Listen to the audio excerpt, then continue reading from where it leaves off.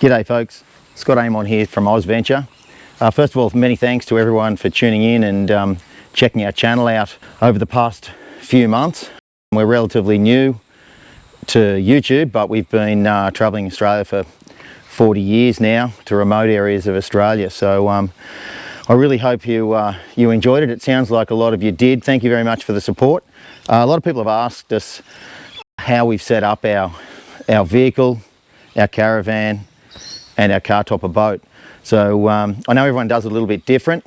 We're pretty anal about how we do it because we've been travelling to remote areas for so long. So I'm just going to run through with you what we've done, the vehicle we have, how we fitted it out, why we fitted it out that way, and hopefully you'll find it interesting and maybe of help to you when it comes time for you to fit your own vehicle out. And as I said, we'll get to the caravan and the car topper boat. What I'll do is I'll spin you around. The ute here is a 2005, the old factory turbo 6-cylinder 1HD FTE engine. Landcruiser single cab ute, of course.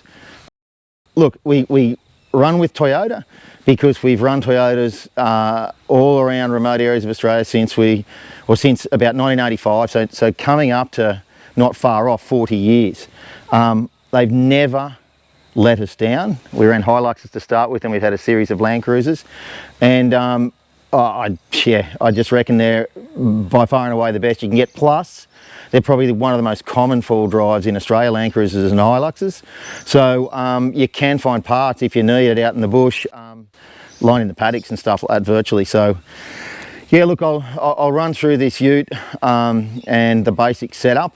And we've gone with an older model ute, okay. If we wanted to, we could stretch and get one of the newer V8s, but to be honest, common rail diesels, in my opinion, are far more technically oriented when it comes to running, computers, the fine increments in which they need to run, whereas you get these slightly older straight diesels and they're very, very basic, which means they're very, very honest and they're less likely to break down, particularly from electronic failure, which sees a lot of modern day vehicles dying the bum out in the middle of nowhere for very minor reasons.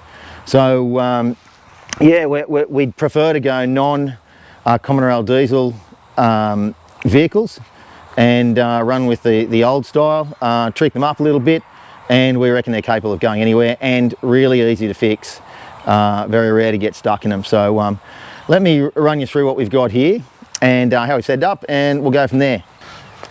Righto, so that's it there. You'll see Baru Working Kelpies written on the side there, and the insignia is basically based around one of our businesses. We're beef cattle. There's a few new heifers in the paddock out there at the moment, which I'm just educating the dogs, and I'll go with the main herd. Yeah, so we do working kelpies and beef cattle. So this is the old girl. She's 2006. A lot of people go, God, she's immaculate. She looks like she hasn't done anything, and nothing could be further from the truth. She's done a heck of a lot, this old girl. I bought it from Furrikabad Station, which is up in the New England tablelands of New South Wales. So it's come off a rural property.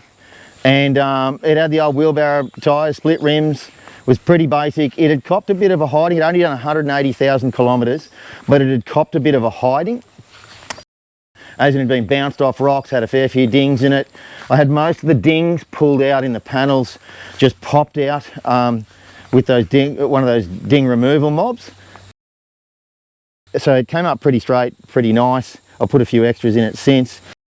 Yeah, the bottoms of the U-bolts and that had all hit rocks and were pretty buggered, but it's got all new suspension in it now. I'll go through that when we get around to it. Rear fuel tank has got had a pretty big ding in it, just to give you an idea of the sort of work that it's done. So obviously a lot of rocky work, and it had taken a few bounces. I don't know if you can see that. I'll see if I can get it here for you. Yeah, there's a big ding where they've sat her on the rear fuel tank. I'll go through what we've done to it. It does have a diff housing off a modern day V8 Cruiser because there was a very slight crack in the other diff housing, we replaced it so we don't get water ingress and what have you when we're doing water crossings. Righto, so I'll pop the bonnet and just run through basically how we bought this vehicle. As I said, straight off a farm, wheelbarrow tyres, no canopy, Iveco tray, steel tray with a good steel headboard there. The Iveco steel toolboxes actually rusted out. The front toolboxes rusted out, so I've replaced them with alloy. Cut the steel ones off, replaced them with alloy. Put new alloy ones on the back here as well. And it's an alloy canopy, go through that a bit more in a minute. The tray, as I said, is steel. I decided to stick with it for the moment until it's dead, and then I'll get an alloy tray made, because I have rolled a single cab Landcruiser before and I nearly killed myself. It didn't have much of a strong header board on it. Thankfully I had the cab crumbling completely, but the cab was crushed down to the armrests on the driver's side. I was lucky to survive that. So as a result, I left this big strong steel headboard on this ute for safety reasons, in case a mishap occurred and we ended up on our lid or something like that. So yeah, what I'll do is I'll pop the bonnet and just run you through the basics of the vehicle. There's not a lot done under the bonnet, very, very little, but again, we're not trying to create a monster truck. We're just trying to create a very, very efficient and reliable full drive. Reliability, number one for us. I'll pop the bonnet and we will go from there. Now, I haven't given this a big scrub up or anything like that. It's general tidiness. It gets a wash maybe once a week, once every 2 weeks. When I go into town, get dog bones or something like that, I stop in the car wash and tidy her up a little bit just to keep on top of it. Yeah, but I gave it a big clean up when I got it. Did a lot of rust proofing with Tectile, Inox and products like that have been sprayed underneath just to stop surface rust, keep it at bay. And I'm just pretty anal about those sorts of things. So thankfully it came from out west, so it wasn't near the salt water or salt air. We're only 3 k's from the ocean here, so it gets a little bit of salt air and gets down the beach a fair bit and what have you, and our travels take us to a lot of coastal locations. So so yeah, I guess once a year I'd go through it and spray oil underneath. I did tidy up the engine bay. I'll swing you around and give you a look at that. There's the engine bay there. Look, it's pretty standard. There's a new radiator in there because the old one was cactus. New radiator, nice new battery in there, which we had to replace in Cape York last year. Really nothing different to see up there. Don't have a dual battery system, at least not set up under the bonnet. So I'll show you what our compromise there is. The only thing that you'd see that'd be slightly different is if you look further down, you'll see a bigger 3-inch exhaust. So we've put a Toolkit exhaust on this girl. Really, really good. Just gets air out quicker, so she just gives it a little bit more zing. There she is there. That's the Toolkit exhaust coming through. Had to play around it a little bit so it missed these boxes and what have you, but we've got all that right now. Performance wise, all we've done is put that Toolkit exhaust system in it, which I believe made a real nice difference, and we've put a throttle controller in it as well. There you go there. So it's just a Toolkit throttle controller. Not everyone makes throttle controllers for this model vehicles because they're getting a bit old now. But yeah, that's what we've done, and it's very responsive with the throttle controller. Obviously you don't get more power from a throttle controller, but you get greater response and quicker response through your throttle. And then yeah, that Toolkit exhaust system was just sensational. It's stainless, never have to be replaced again, I'm sure, in the life of us or our vehicle. Just a word on us and our vehicles. In the house behind us there's a 1998 100 series Landcruiser which we've had from brand spanking new. So what's that? It's It's 25 years old now. Had it from new, haven't even done the injectors on it, not blowing an ounce of smoke. Again, another reason why we just adore our Landcruisers. So we do look after our vehicles, but we do push them pretty hard. Dragging boats, dragging caravans, and we go to some of the most remote areas of Australia. So we get them pretty dirty, we knock them around a bit, but then we tidy them up, and that's the secret, and keep them well maintained. So yeah, so between this girl, she's what, coming up to 2005, so she's coming up to 18 years of age, and then the other vehicle's 25 years of age. But nice, basic, non-common rail diesels. So yeah, really good. This is of course the 4200 EFI, so it's the factory turbo 6-cylinder. From what I understand, I'm not a mechanical genius, but from what I understand, these are the best engine, 1HD FTE, that is the best engine that Toyota ever made. That's what the gurus tell us, and you get no lies from me. Yep, it's not a V8, but it's quite a simple, basic engine, operating system, the whole lot. So again, remember, we're talking about reliability. Reliability is number one. Okay, so obviously a safari snorkel's gone on there as well, so I guess that probably gets air in a little bit quicker, and the exhaust system gets air out quicker as well. I'm trying to think of other things as we go that I've done to it. The vehicle came with the with this bull bar and side rail. So the bull bar and side rails, I think they might be old ARB made rails, but that came as a farm package with many Toyotas back in that just after 2000. I think ARB made a lot of this. It's very ARB looking. Pretty agricultural, but does the job. There's a few little things we've welded in there to hold lights, and this here is for, it's a little post holder.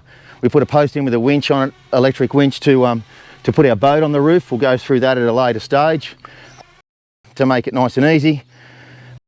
Yeah, standard Toyota rims. Okay, so we go to suspension. OME has survived me well.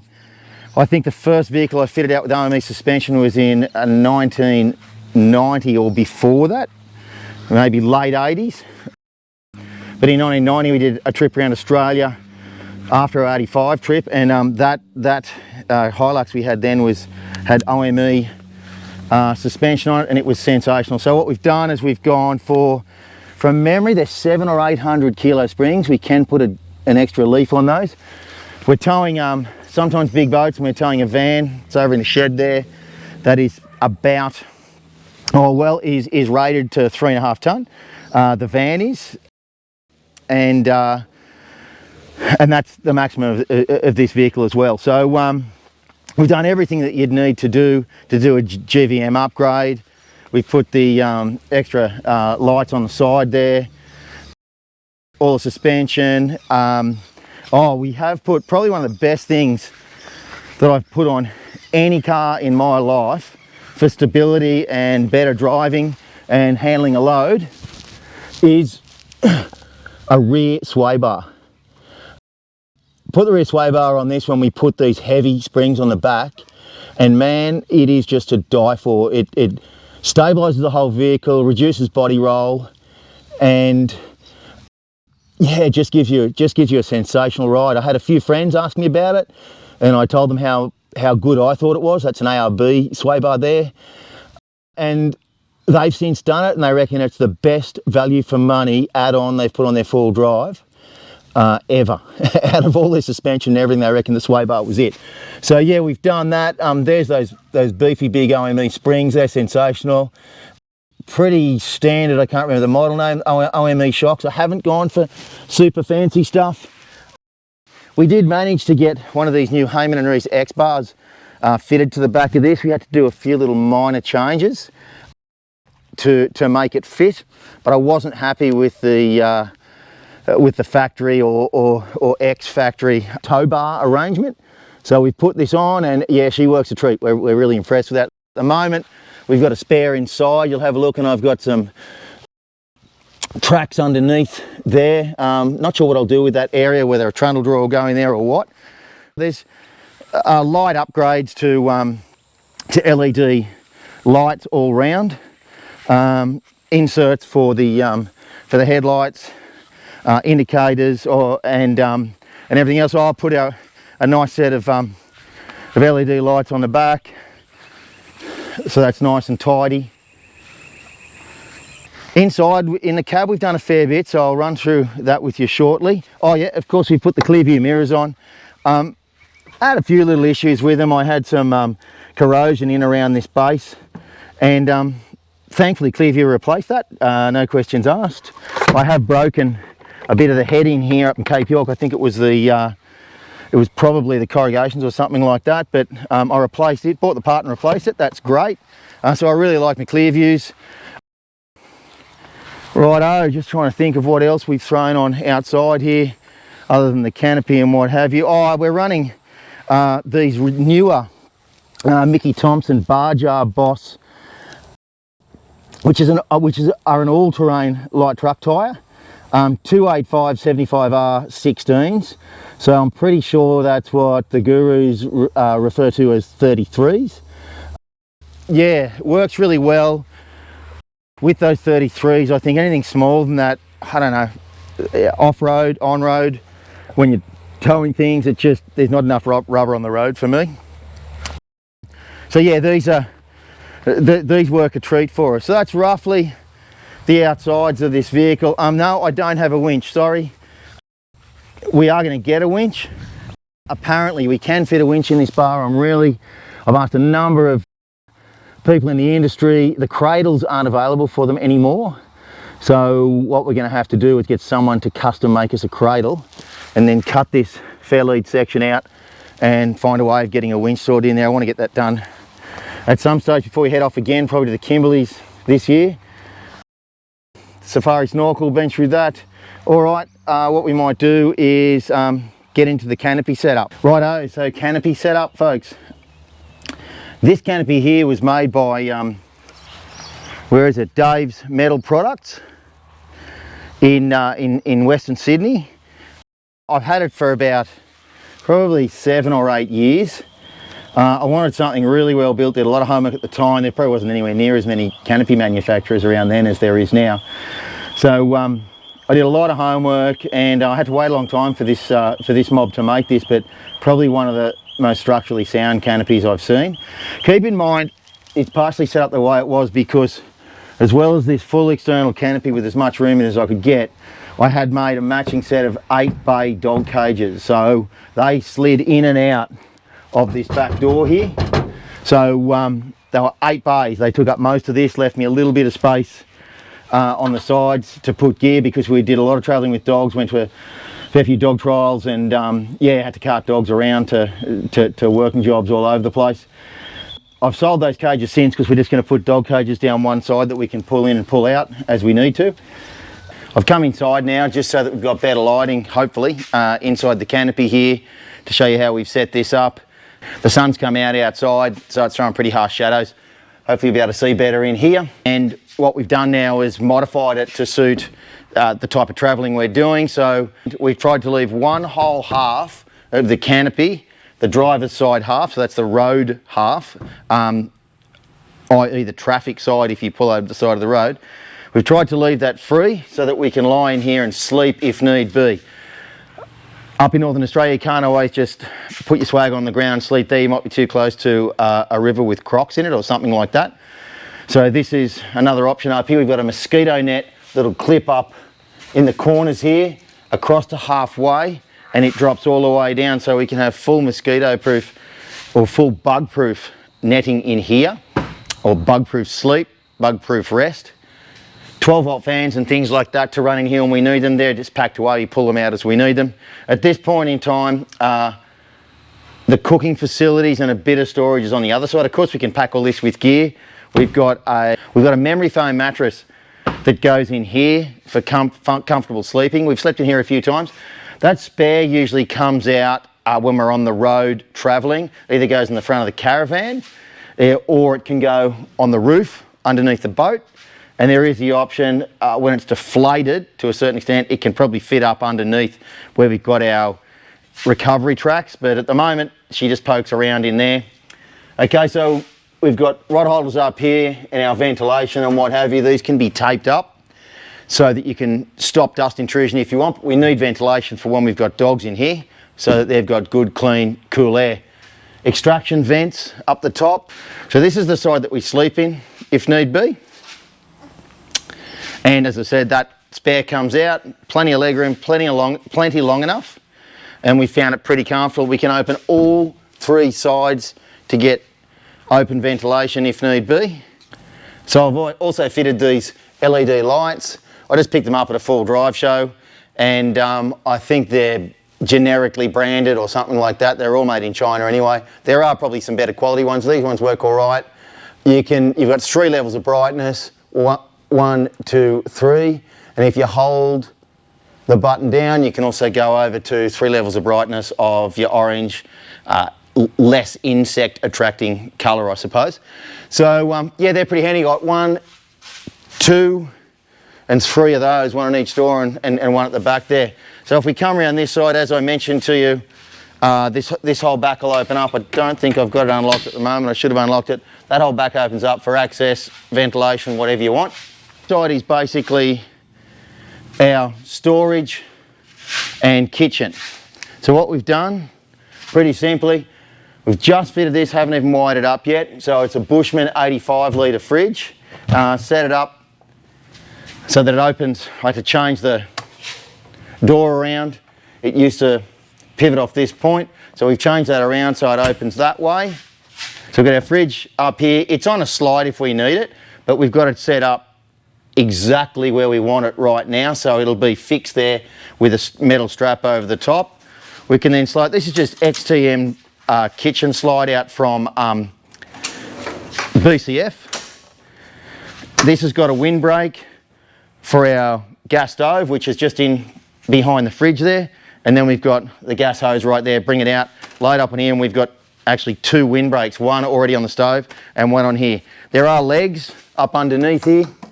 We can put those legs down if we want. We've got a bench here to work on. And of course, the fridge opens nicely, pull stuff out, place it here, plenty of workspace. And then we come around to this side, so it's just storage space in the middle of whatever we need. We used to have an angle fridge in here, but this upright's heaps better and utilises space better. Just got my airing up and airing down, tyre pressure gauges and all that sort of stuff. Nice and handy here. And then we've got air down, tyre deflators in here, so all quickly accessible. This is just some basic bits and pieces we need. Citronella candle, stuff like that. There's tea, coffee, sugar, essentials like that in there. Yeah, just pick them up from Bunnings, stack them up, fix them in, and they work really well. And this here is an alloy drawer system that I picked up. It was very cheap. I think it was only $350. MC Boxes or something like that. Picked it up in the local ARB store. So this was a really cheap option. We've tried to do this all on a pretty measly budget, but we want it strong. And this has already been up the Cape and back, so it's gone pretty well so far. A couple of drawers there for essential bits and pieces, all sorts of tie downs for the boat, cabling, spare LED lights if we need them, and as I said, all your different electronic cabling and stuff like that. And then in this second drawer, we've got a 12-volt fan for if we're sleeping in the car there and it's really hot overnight, we can run that if we want to. Extension cords for solar panels and things like that. All those sorts of things that you need on a regular basis. Some bug off bits and pieces, and most of my GoPro gear and filming gear and camera gear will go in there. And then over this side, we've also got another bench. You cannot have enough benches, whether you're rigging tackle or doing some fiddly work on a small piece of equipment that needs to be fixed or something like that. And what it makes is it gives us, hopefully you can see from back there, we've got a bench space to work on here, and it forms a bit of a kitchenette. At the moment, don't have the legs down on this. Fridge there, gas stove over here, working space here, and then we might have crates in here with food items and stuff like that in them. So it ends up a great little setup. You've got all your lighting here. to light it all up, and you've got a bit of protection from overhead there. So it's worked out a really good setup. Obviously you can spend as much money and as much time on fitting these canopies out as you want. We want simple but functional, and as much room as we can for storage, because once we dump the caravan and we need to travel with just the boat, we then need to put a lot of gear in here. Yeah, so that's basically our setup and the way we're running at the moment. We'll probably add, probably not subtract, but probably add bits and pieces as we see fit and as we need to. But this has worked out very, very functional for us. This is the latest edition. Stoked in that. Oh, how we run that. We've only got a single battery under the bonnet. I think I mentioned that to you before. So what we're contemplating now is which way to go with our power. Do we want a whole electrical circuit in here with standalone lithium battery? I want about 200 amp hours of lithium if I can in here, or do we buy the power box with everything in one? Pluses and minuses for both. We haven't quite decided yet what we're going to do. I'm looking at either option, but I want around that 200 amp hours of lithium. At the moment, the Blue Eddy looks really good, very expensive, and obviously the Red Arc's probably at the top of the game there, but also at the top of the game price-wise. We may go with that. It's an investment in comfort, and the last thing you want to do is buy second-rate gear that's not going to stand up to what you're doing or give you the performance you need when it comes to power. There's nothing worse than chasing power constantly. Loads of options, not sure which way we'll go yet. We might even look at the EnerDrive system, which I think comes pre-rigged on a board. You can poke that up and then maybe put a 200 amp hour EnerDrive battery in there. We've got EnerDrive lithiums in the caravan, and they are absolute schmick, and their service is spot on. The two major things you've got to look at when you're buying stuff for your vans, boats, and stuff that your vehicles and you're going to use in remote locations and well out of the way is A, you really need reliability, and that's worth its weight in gold, of course, because no one can fix you when you're out the back of whoop whoop. As well as that reliability, you want to be able to get in contact with the manufacturers to get things fixed if you need to. And a lot of these manufacturers nowadays don't even have a contact number on their websites, social media or anything. You have to email them and wait for a reply. That's not good enough for me. You need to get onto things to get them fixed sometimes to be able to keep moving or not be stuck somewhere for long periods. So doing our homework, our decision's going to be based on quality, longevity, robustness, performance, and backup support. As with everything we fit to any vehicle, any caravan, any boat. That's just the way it is. All right, we'll roll on and show you a few more things about the ute. Righto, so I'm not hugely mechanically minded, but I'm learning as I age to get more things done for myself, by myself. So these boxes that were steel with the original steel tray rusted out eventually, so I had someone manufacture me up and paint some alloy ones, the same shape as the steel ones once were, and I had to cut away. It was a nightmare trying to get these trying to get the old steel boxes out, but I had a mate with a plasma cutter do a bit of work, and then I spent a lot of time on angle grinders. We got it done. So in this one front box, we've got our air compressor, and we've got all our recovery gear in here, which is all of its Sabre recovery gear. Done my homework, the best. So that's what I've run with there. So that's all recovery gear in that one. What I also did was I added these boxes. I think again these are MC boxes or something like that online, which I purchased, had painted, and I've just made them fit in here. There weren't any steel rear boxes, but I needed more storage, so I fitted these myself. I had to do a bit of a muck around here to get the fuel filler through the back of the box and then fill all around it. But we've done all that, put brackets in to hold that. Yeah, just some fuel conditioner there. That's a big daisy chain to tie dogs on when we need to. Some tie downs, anything else that needs to go in there. And we dressed it all up ourselves. Look, you might call it a bit rough, a bit bodgy, but I made these aluminium sections. They need a bit more sealing down through here and a bit of a tidy up since Cape York. To fill the gap in, when I bought these flares online, again, I'll double check where they came from, do a bit of homework for you, but I think they were MC boxes or something as well, just their flares you can buy standalone. Fitted them myself, Yeah, look, they just dress it up a little bit, and they keep the mud and stones and everything contained a little bit. So yeah, I've done that both sides with the boxes. I think it's come up pretty cool for a bodgy home job. As I said, not as bodgy as I used to be, but I'm learning and getting things tidier. First aid kit, shovels, and a few tyre repair kit, a few spares, grease, spare wheel bearings and bits and pieces like that in there. So all very handy to keep that stuff out of the back of the tray if you can help it.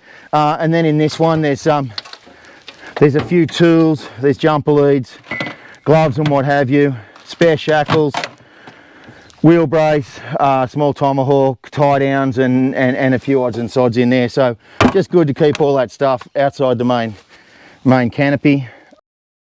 And again, yeah, so we just made all this fit. It needs a bit of a tidy up and a little bit more colour coding and matching there, but it's worked a treat for us. So that's basically the canopy. I think I've been through everything there.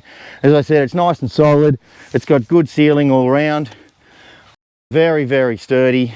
And I tried to keep it pretty tidy in regards to shape for that headboard. I just wanted it to come out from the headboard a little bit relatively evenly all around.